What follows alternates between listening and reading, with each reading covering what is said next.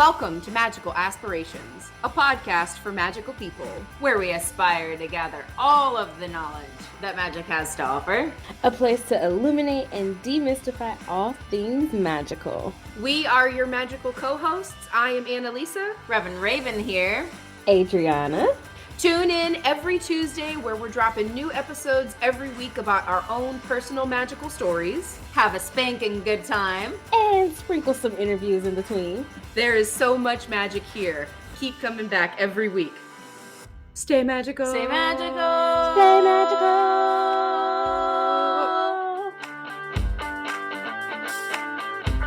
That was another thing that, like, kind of in the same vein that I was thinking this week about, that, like, for so long, so many aspects of my job were actually life and death. Like, it actually did matter, but, like, that's not my life anymore. And, like, I've kind of been, I've seen a few things, like, on the socials about humans are struggling so hard right now because, like, nobody's concerned with their own survivability. Like, our ancestors, that was, like, the numero uno thing, was, like, to survive and live.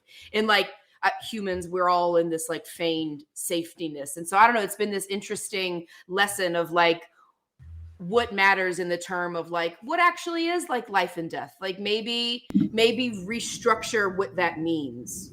I'm kind of just thinking out loud right now, but yeah. I was that brought up, there was a post or something, this astrologer was talking about the issues with Saturn and Pisces and how, like, everybody gives it this, like, woo Pisces, blah blah blah, but actually, like, it also means that there is a lot of like loneliness, but also that Saturn and Pisces invokes this lack of charity type of vibe as well. And, like, people aren't as giving, and, like, people don't want to do for their communities. They're a lot more selfish. And I'm just like, oof, that fucking checks out right there. Yeah. So we're into the thick of it. Yeah. Well, I was telling Becky that I watched this interesting documentary on Amazon Prime about the Duggar family. Oh my God, you watched that? Oh, I had to, because I sometimes have to check myself with, like, culty type documentaries to be like, okay, I'm not crazy. Like, you know, like, that's a whole different level of crazy. Oh man, hold on. It was coming. I had a thought. It's gone. I got distracted by the ridiculousness of, I'm sorry, how lack of charity, Pisces. Okay, there we go. Thank you. That, like, coupled in with the survivability thing is that, like, everybody is so, or, like, not everybody, but people, like, those people, they're only hyper concerned with, like, everybody else's morality. And, like, they have no, like, ticker tape for their own. Like, this man the man that they follow, like, he's just, like, a dude. Like, he's not, like, actually any sort of really religious type of, like, he just uses, like, Jesus Christ and Christianity as, like, a form. But it's all about grooming all of these children that you have to be able to, like, infiltrate politics, to be able to have all of these, like, hyper crazy rules and all of this shit. And, like, but yet this man, Jim Bob Duggar, like, knew all about the son touching the daughters and, like, all of the child pornography and, like, all this stuff, but was still, like, actively running for the Senate because he wants to make sure that everybody's, like, God-fearing, godly people. And, like, it just, I've been on this thought train of, like, another thing that it's only my morality that matters to me. Like, am I a good person? Is this something that, like, I don't know. I just, like I said, I've been on this thought train of, like, everybody's so busy pointing their finger at other people, but you're terrible human beings on the inside. Ain't that it? Rant over. So, a thought that I just had whenever y'all were talking about, like, Saturn and Pisces and morality, is that this is a good reflection of Earth energy in my mind, is, like, the stay in your lane. Like, let's worry about what we're doing. Yeah. Right. Our connection with the earth and what we're doing to survive and how we're caring for those around us and things like that. I feel like that's a good way to kind of pull everything together. the Earth Mother helps us figure out who we are and what is important to us. So if we can tap into that Earth, then we can be better people. We have to learn how to be grounded and tap into that Earth energy to figure out who the fuck it is we're supposed to be and how do we connect with others. Here for Episode over. All right. That was great. Short and sweet and concise. Love it. I was like, okay, I know that we didn't like start the episode, but you use all of this conversation. Yeah. Absolutely. That is, Well, hey there, people. I guess this is welcome to Magical Aspirations. We're talking about Earth magic today. Yes. Love it. But like for real though, we're gonna put all that in the episode because I'm down. Yeah. Okay. Excellent. Well, then let's we'll continue talking about Earth magic. I think we already answered the question, what's our favorite type of Earth magic? And it's easily being grounded. A wise lesson we have all had to learn many times over. Continuing to learn. That's the one that I don't think my roots are not quite deep enough to have not to learn it fully.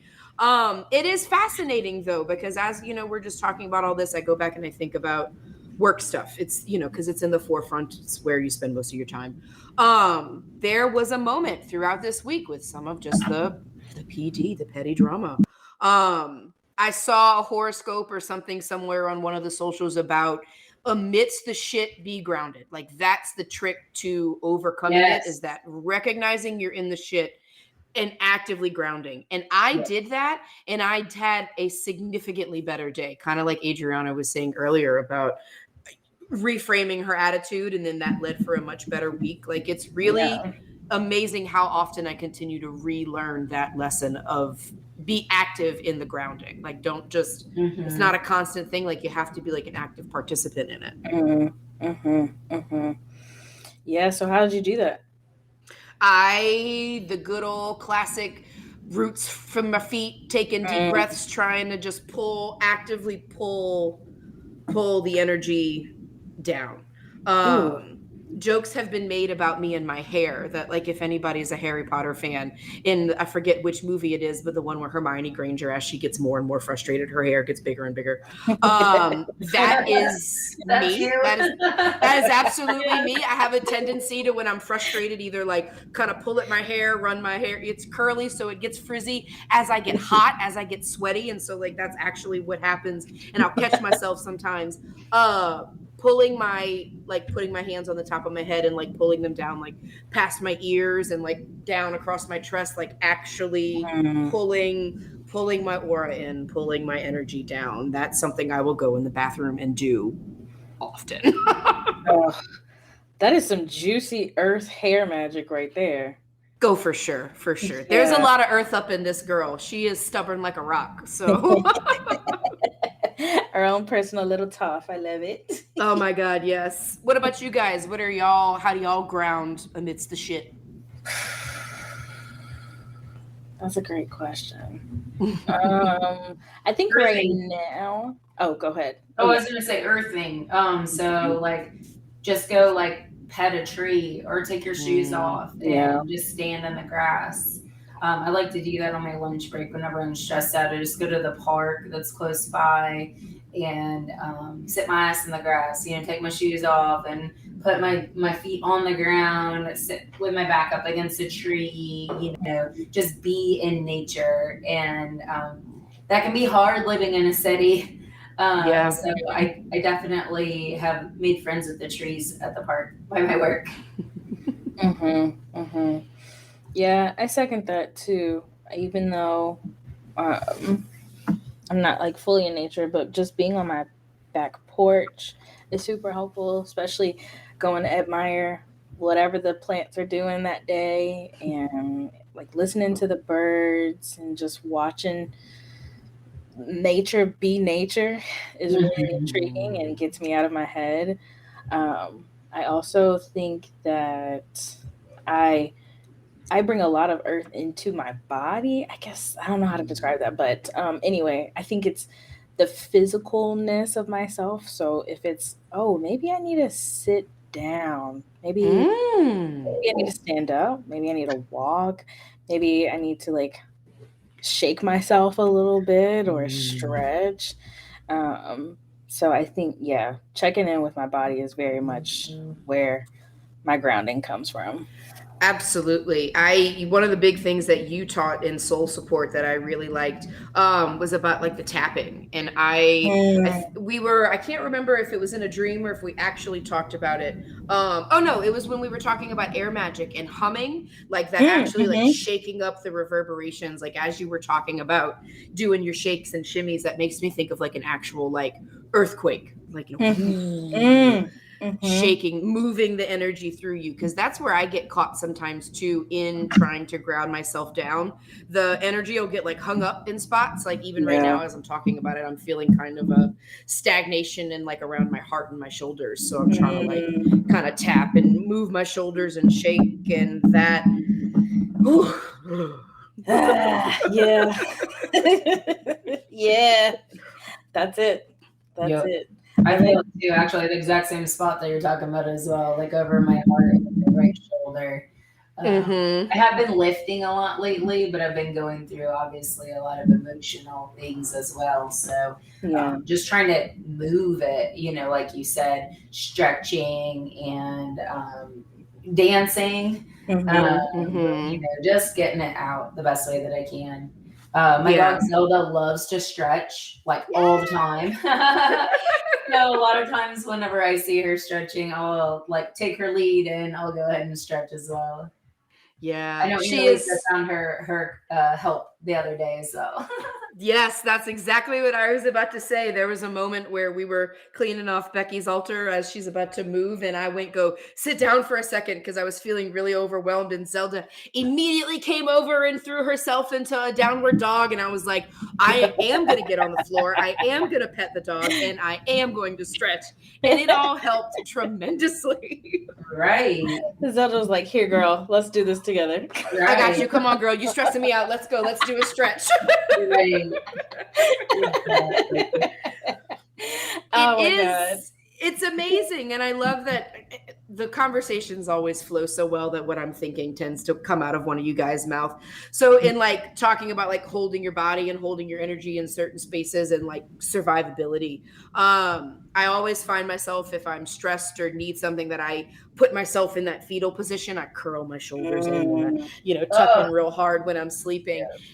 So I've been trying to do the opposite of like, obviously that's a grounding protection move that you do when you're not even thinking about it. But that now I'm here in my house constantly trying to like open my arms and like raise my arms to the sky, because like this is a place where I feel safe to move my energy out and around. And like even now that we're just like talking about that, I'm like moving my hands in like a ray of sunshine, like shining out motion.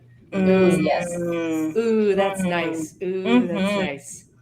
This is one of my favorite types of earth magic. Like we said, body magic. Like you don't get more earth than I think this human form, truthfully. I agree. I freaking agree. I mean, that's the whole purpose of this experience, I guess. Right.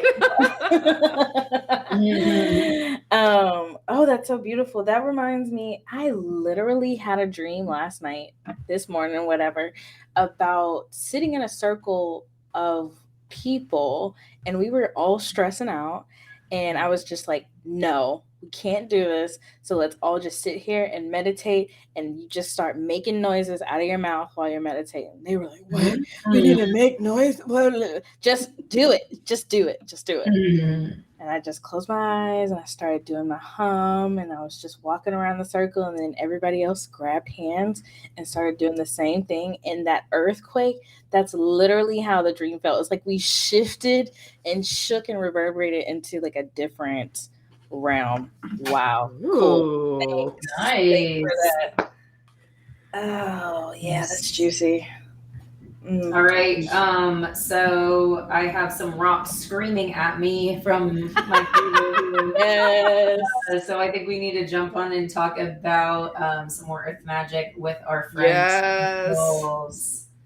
I love connecting with the earth through stones. Yeah.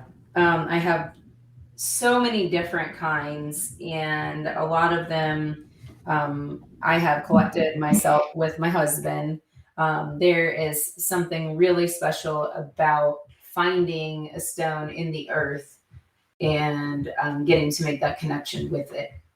My favorite thing whenever we go mining or collecting is setting the intention at the beginning. So I will always take a rock similar to what I'm looking for. So if we're mining for quartz, it'll be a quartz in my pocket. If we're looking for agates, I have an agate in my pocket. And I put that intention into the stone that I have with me, and I ask it to help attract me towards others like it, with pure intentions. So my intentions are to help them go to where they need to be, help them be matched with whoever they're supposed to be matched with. Setting that intention at the beginning of the hunt, and then seeing what I find, seeing what I'm attracted to, based on the energy that I'm flowing with, with the earth. Not it's something that I'm doing. I'm making that connection with the earth, and it's flowing through me to find what I'm supposed to find. Yeah. Oh, that's so magical. And it is so magical because you also apply that theory, I think, to everything else in your life. And especially lately, though it has been tumultuous, I think you're drawing some really fantastic things into you and your sphere. Yeah. I'm sitting here getting mildly distracted by one of the many rocks that Becky has gifted me over the years. And it is this, it's my, not the last time we hung out, but the time before, it was that big cluster that it's this beautiful clear quartz cluster. And it's the weird rock. It's my keep being weird, keep like doing the weird shit rock, and it sits right here on my little magical aspirations wish box, and it's got on top of it one of my dear friends who passed earlier this year. It was this little copper bracelet that says keep fucking going, and so that sits on my magical aspirations wish box underneath my magical aspirations plant, which is kicking butt, by the way. Yes. So the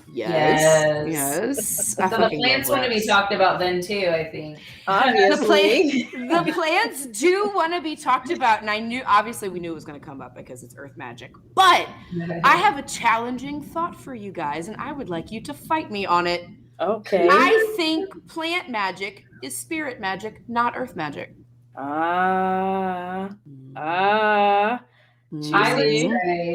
would say any magic is spirit magic.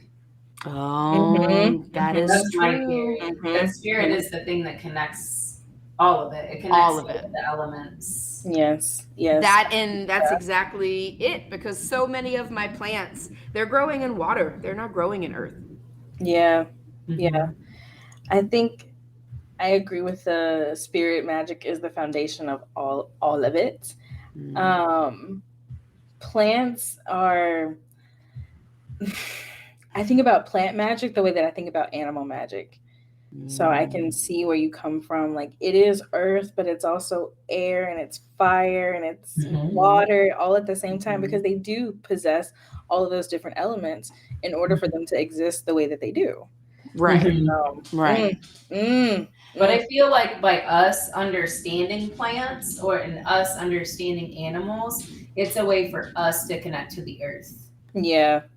That's my personal opinion. At least for me, it's my way of learning to connect with the earth. No, and I will agree with that, because Adriana, when you said about animal magic, that I would agree that, like, yes, spirit magic, but also that is a very earth magic, the animals, and how we communicate and talk to them. Oh, I hadn't even thought about that. Yeah. Holy crap. Yeah. Because I talk with my plants in a very similar way that I think I talk to animals. And Exactly. That. Oh, Yeah. you guys make me think. I love it. I love it. I love that it. you brought that up because I don't think we've touched on that across the not water, but air and fire. So natural for it to come up in earth. That is all about give me clarity. So I'm here for that. Yes.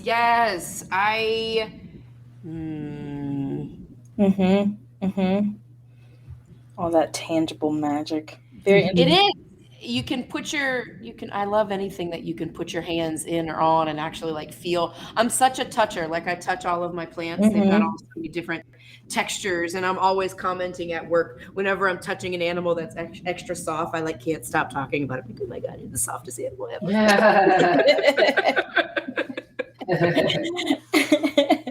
I agree. Yeah. So, what else about plant magic? Where are we going with plant? Yeah, now my plants we started talking about them, and they're all talking to me. I love plants. My house is full of them, and I spend so much of my time talking to them that like it doesn't even feel lonely here a lot of the times in my house. That they each have their own unique spirit, and yeah, I work more with dead plants than live ones because I'm not great at keeping them alive. Yeah. By that I mean, dried herbs and things like that. But learning the essences of the plants themselves is really powerful. I agree, and it just always fascinates me how all three of us could work with lavender, but it expresses itself in completely different ways just based on how we relate to lavender, our similarities, or the way we interpret things. And that is just why it truly is like talking to another human. But even beyond that, I'm going to go a little into like the intuitive things. For plants, they're very matter of fact when they speak, but some plants are softer. Some plants don't do that. Okay, yep, I can see that. Absolutely. But it's very much like it is what it is. However, when it comes to animals, sometimes they feel like that wise sage that's giving you advice, very like Yoda-like type energy, and like, what are you saying to me right now? Just give it to me straight. Sometimes I just want it. Should I do this? Is this the way we need to, like, all that kind of thing? So sometimes animals for me can be that like storyteller type of communication, and then sometimes they are straightforward. I guess it just depends on the animal. I feel as you're talking, the visual I'm getting is that the animals talk to me like the trees do. Whereas like herbs and medicinal things, not that the trees aren't medicinal, but trees just have a different energy. Things like in like house plants, they talk in the way that you're talking, matter of factly. I hate where you put me. Move me. I don't like this. I have too much water, not enough water. Like succulents, for example. Succulents speak to you real clearly. Like, my leaves are wrinkly. It's time to water me. I'm nice and plump. Leave me the fuck alone. Right. Whereas like trees, Becky was talking earlier about like making friends with the trees. There's this one tree there's actually two trees in my backyard, but one in particular, it's the closest one to my house. If I'm having a stupid day or something like that, or I need to purge, vent, whatever, something, the tree calls to me and says, lay your burdens on me. And the animals speak in a similar way to that also. Interesting. Yeah. Huh. I didn't know that until I just said that out loud. This is why I love doing this podcast sometimes. Yeah. Oh, that's wild to me, because trees are almost they're in their own category for me. They're not the animals. They're not similar to the animals. They're not similar to like the other plants that you were talking to, but I don't know. Trees are aliens to me, if I'm honest. I love them really. Love a tree. But they're like if you're a Lord of the Rings nerd, they're the Ents. Like that is such an actual. Oh yeah. That's what trees are to me. They are the Ents. They sometimes speak in that long form, confusing language, but like with these deeply profound messages, if you take the time to listen. Because trees have no reason to rush. Like they're literally, like they have no reason to rush. They're gonna way outlive you. Yeah, they're like, what is time? Yeah, what is time? It's just trees. I think that is, something that I relate to with the trees as well. Like what you were saying, Annalisa, that the house plants seem to be more like, matter of fact, but quick, like messages. I have too much water. I don't like where I'm at. Whatever. I feel like the tree is just like, I'm here. But trees have emotions. I have been able to connect with emotions of the trees, but it seems like their perspective is such like a high level that like the little petty bullshit, like we were talking about work drama and things like that, trees don't care about that stuff. Right.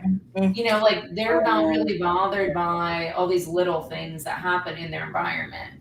Right. Oh yeah. Oh, that clicks. That clicks so hard. It reminds me of when you're connecting with spirit guides, that type of energy, because they're not worried about this human. No, they're so far in advance, so much thinking about the elemental side of things. But I think animal magic, especially animals that are present today, I need to be specific about that. Animals that are present today feel very much more connected to like what we're going through as well. So, interesting. Yeah, but like it reminds me of, there's a huge oak tree across the street. So one in our front yard got struck by lightning and unfortunately had to be taken down. So I watch all the activity that happens in the oak tree across the street, and there are always squirrels and crows and all of these different kinds of birds hanging out in there, just constantly, moving and, building nests and doing this and doing that. And that oak really acts like he could care less. Just like, whatevs, we're here, and just providing a whole habitat for like all of these things to live in. Yeah. It gets pretty amazing. But it really does by it. It's not like, oh, this squirrel put a nest over here, or it's jumping on my branches or whatever. The crow is like yelling at someone from he doesn't care. He's just over there being a tree, living his life. Right. Well, and all those little things, the nests and the birds and the woodpeckers, whatever they're doing, for the most part, they're helping make that tree stronger. Like, pecking at its bark and weighing its little branches down. Like it wouldn't be a mighty tree if it didn't face any of the, like, just as we're talking about trees and, being in the Southeast, you think a lot about hurricanes and like, that's what they're worried about. Like, not that they're worried about it, but like, they put their roots deeply. They make their canopy strong to be able to withstand those things. Like, of course, they're not worried about the petty work drama about the crows in the trees, Right. That is such That's an literally accurate what it is. They should cry. That's what I'm saying. Exactly. They've got to grow and do the thing. I'm giggling. I'm stuck on the thought of like crow work drama. Literally. I knew there was it. Sorry. Definitely needed that visual for sure. When I pull up at work and the crows start right away when I open the door, and they're what now? Can't you and Betty just learn to get along? Right. No, she's being a bitch. Right. I get you, Crow. I get you. I can't. No wonder all of these different societies and cultures have connected to trees, to their deep spiritual, religious meanings and symbols, because look at them. Look what they have to go through. Yeah. Look at what they have to go through. And they're so magnificent. Yes. Yes, absolutely. Oh, God, I love it. I love it. Thank you. I know there's so much nature, earth magic, all of it. I'm just positively obsessed with it. That's what I spend when I'm not at work. I'm normally at home. Y'all have heard me talk about it before, just staring at the goings on in the backyard. Because it's just so fascinating. It's just it really is. Like, what are you little dudes thinking? Just like, do they have politics? Do they have work drama? Probably not. But maybe, like, I don't know.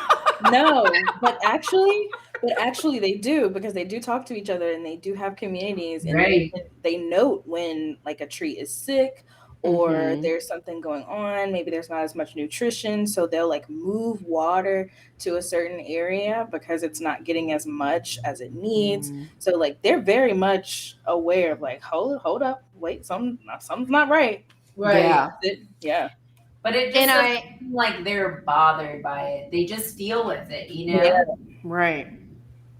Wise lessons from the tree. Yeah. Especially how we started the first note that I wrote, stay in your lane. And they do that.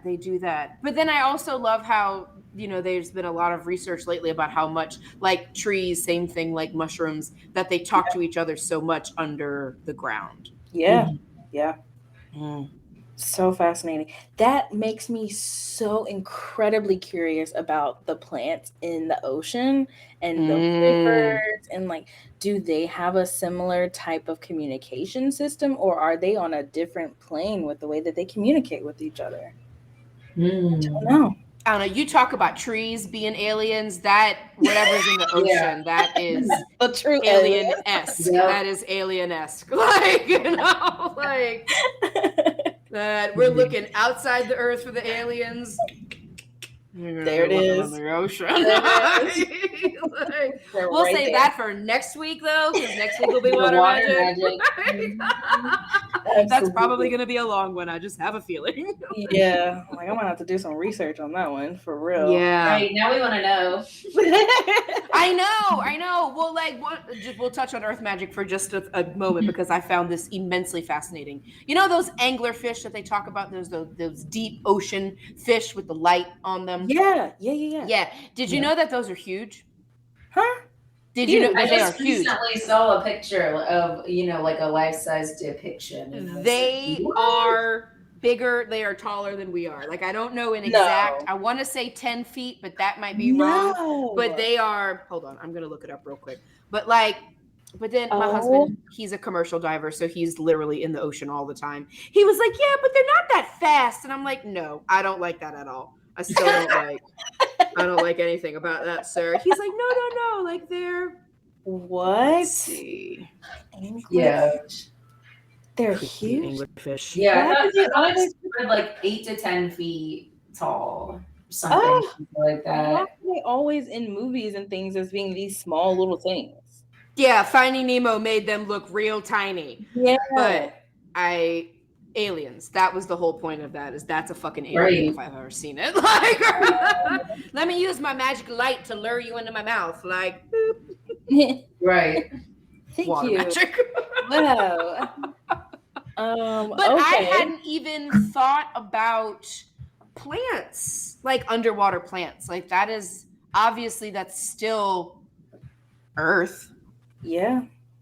Right? Like, and I'm sitting here fascinated by the roots that are growing in the water. Like, obviously, whole ass plants grow underwater.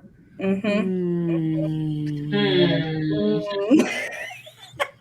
gonna have to research that before our water episode. Yeah, for real. Because if you can't tell, we've all got our thinking caps on now. Thanks, Adriana. You little water alien, you. Doing what I do best.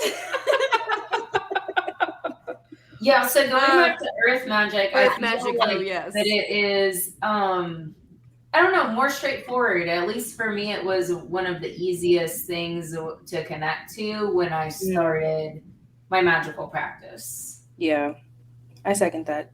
It was almost as easy as breathing, which, yeah, it was very much just aligned.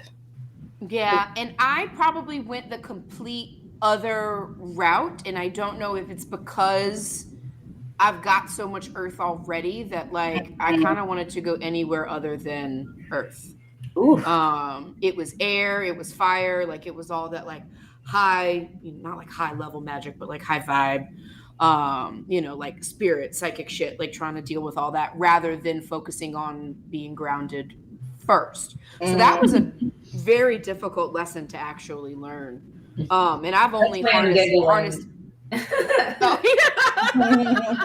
Well, it's a Then common there's- not that it's a mistake, but it's a common misstep for people who get True. into this stuff first, is that you want to, obviously, who doesn't want to manifest money magic and do all this stuff, and like that's all good and well, but like you can't manifest shit until you get your shit together first. Get your house in order. Yes. Right. Well, because we true. were, the little blurb that we did from the fire magic episode was about, I picked the thing about like safety and like fire, like fucking up your shit if you don't know what you're doing. And that all starts with earth magic. Yeah, and something that you just said triggered a thought. We didn't talk about money magic yet, but to me, money and manifestation is earth. Very much. Yeah, Very much prosperity. so. And that's all tied to the earth. And if you look at your tarot deck, your pentacles, that represents, earth element, but also here in the mundane, like what is in our mundane life, what is in, our environment. Yeah. Right. And Right. that being able to seriously connect like the money, the prosperity to earth magic made me realize that transactions and connecting and collaborating with other people is also a form of earth magic, because if we had no money, what would we be doing? Trading, bartering. And so that shifted my whole way of thinking about things. And I think I'm like, oh, that's what the ancestors mean. Gotcha. This is the wavelength that they were on. And why they say sometimes when you're manifesting money, you need to think beyond the actual dollars and think about what the fuck do you want? Right. Right. Yeah. So for us and in our society, we think that the dollar is the thing that we need or want to gain happiness. But obviously, as we all know, there's a lot more to prosperity and wealth than just the dollars. Right. So I think like you were saying, that's what the ancestors are trying to tell us. They didn't need paper dollars to feel rich, to be happy, to have fulfillment in their lives. Yeah. Much. Most of our people, at least from my family, were very poor. Yeah. And they were happy as far as being fulfilled and loving their families, and they worked hard for what they had. And to them, that was prosperity. Yep. Absolutely. Same here. Yeah, and it's just kind of making me think about their petty work drama, right? The root of a lot of the pettiness that I see in the world is exactly from that so many people don't realize how unhappy they are because all they've got on their mind is the grind. And like one of my coworkers tells me all of the time, she's like, oh my God, you're so weird. And like, she says it lovingly with us, cause I just made her laugh or something like that. But, kind of to touch on like what Becky was saying, like that is something that I have figured out, or I am in the process of figuring out, is the key to at least maybe my prosperity is like, you got to let the weird out, because it's not that weird, because it's not, even if it's different, that doesn't make it weird. And like that, I don't know, I'm getting lost in my own thoughts here. I don't quite know what I'm trying to say with that, but let your freak flag fly, basically. Exactly. Yeah. Stay in your lane. Just be weird on your own. Well, my response back to her always is life got a lot easier once I just started embracing it rather than fighting it. And yeah, that's a a big key, I think, to my sister and I were talking about manifesting and stuff like that. And like, it's not just about the dollar, it's about the feeling of, did I do enough things in the day, or not even that, but like, did I do my best today to live who I am, honor my truth, and be a good person? Yeah. That's what the earth magic, I think, is teaching me. Standing firm in who you are. I like it. Do Like not a tree. Be a tree. Be a tree. Be a tree. Okay, Be so tough, Beifong. you keep dropping the weird word, the W. So I'm The going to have to W read word. this quote. Do it. So this is a quote from Dr. Seuss that Annalisa asked me to read at their hand fasting. Their wedding. We are all a little weird, and life's a little weird. And when we find someone whose weirdness is compatible with ours, we join up with them and fall in mutual weirdness and call it love. Valid. And that was so perfect to read at their wedding. But the more that I read it, the more that I realize that we have fallen into mutual weirdness with each other. Oh, yeah, no, I'm also sitting over here Yes. crying. So. Oh. Yeah. And like, that's what's our magic here. Like, Yes. Yeah. Oh, Jesus. That's what makes us feel fulfilled. Very. That is our prosperity. Right. Exactly. Like, this is something that it brings me so much. I look forward to this every week for us to get together, and like this community, you two, is immense. Y'all are immensely important to me. I second that motion. I mean, hearing that back is like, oh, that's what we started the first episode with. That's what we set out to create. It is, isn't it? It is, isn't it? That magic is not a dirty, weird word. Right. That is how we started out, and like, here we are. What? Ugh, Yes. I love it so much. And that something is- else that you said, that just reminded me of, what's been going on in my life. I remember recording the first couple episodes and being so nervous about like how I sounded or my voice or things like that. And yesterday I got up on stage with a microphone and spoke from my heart to a crowd of people that I don't fucking know about something that I am truly passionate about, animal rescue and LGBTQ rights. And because of the skills and confidence that I've gained through having these chats with y'all every week, I was able to do that and not even bat an eyelash. You should be so proud of I that. know. Oh my God, you should be so proud of that. And I echo that so very much. Like, I was at some point over this, just as we were chatting over this last hour, we just slipped right into this. Like, this is I don't think I'm going to edit very much out of this at all, because I do think it's such a true testament to that like, there doesn't have to be preamble or preparation or like whatever. Like, we just come here and we speak from our hearts every week. And like, these are just conversations we're having with each other as we're figuring it out as we go with all of you guys. And I love that this is the message that it seems like we're going to be wrapping up on. It just feels like we're getting close to the end, as it always does. In my planner for next week, so everybody, today we're recording on June 11th. So June 11th, moving forward, as we're talking about all of this, the quote in my planner: adapt what is useful, reject what is useless, and add what is specifically your own. And that is from Bruce Lee. Hell yes. Right? So kick your way into staying in your own lane, minding your bullshit, and being fucking happy in the process. I shaded that. Yes, I love that. Yeah. Is that it? Anybody got anything else to add? I think Spirit had a plan for this one, and boy, did that check. Just bulldoze right into that. Yeah, I'm here for it. And we earthbendered our way through that. Exactly. Hello, we're here. We're talking about earth magic. I love you guys. Nailed it. Love you. All right, people. So Stay for grounded. my last time in this home, Oh, I have yes, to give Yes. I have to give a cuckoo.